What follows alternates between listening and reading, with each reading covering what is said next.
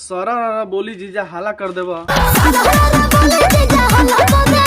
गोरे गोरे मुखरा के काला कर देबा।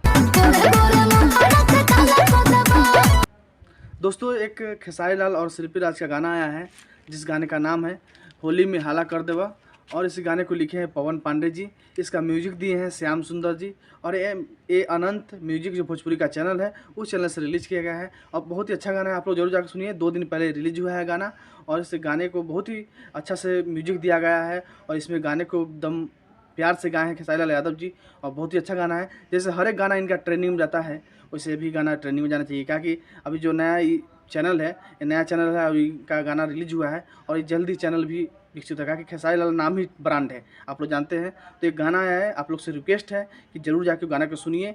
गाना का नाम है होली में हाला कर देबा, और इस गाने को लिखे हैं पवन पांडे जी, हमारे जो पवन बाबा है, जो खेसारी लाल के करीबी राइटर हैं, वो लिखे हैं गाने को।